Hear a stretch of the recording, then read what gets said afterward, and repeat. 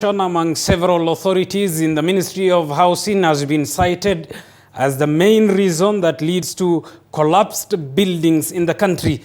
This was revealed during a meeting between different government authorities in the sector and the National Assembly's Committee on Transport and Housing, which is investigating cases. And as Elizabeth Mutuku now reports, 21 people have died in a span of 6 months. Together. So that is where the gap has happened, but we are definitely going to go backwards into the history and we are going to address them. Because Honorable, I would say, in a span of 6 months, 21 people have died, while scores have been injured and maimed in the series of collapsed buildings in the country. This was revealed before the National Assembly Committee on Transport and Housing, which met stakeholders to shed light on rise of cases of collapsing of buildings in the country. The committee chairman, David Kosing, lamented that the authorities in the Ministry of Housing have failed on the mandate, urging them to tighten the grip in ensuring adherence of measures. Whether they have a record, we also want to see a record from Council of Governors in monitoring their counties, whether they know this. And therefore, you can add on this, you can also make clarifications so that we can now eventually go to the way forward. So let me start with NCA. What happened NCA that we lost and Oqueto? What happened that we lost these 21 people when we are here? Are you aware of this?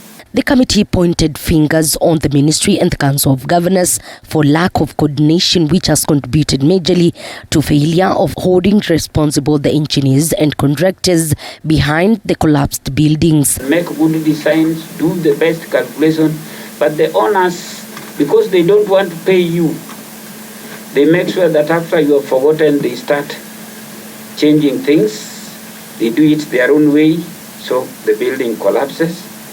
We also find within our, one of our finding, honorable members, is you would find that a building has been designed, done to the standards, then the owner, either out of greed or lack of safety for others, they decided to add other floors. That has actually been one of the major.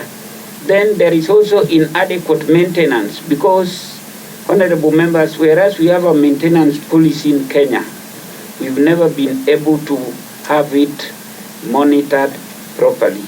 90% of the buildings in Easterns have not been approved. Neither did they have any consultants overseeing their coming up.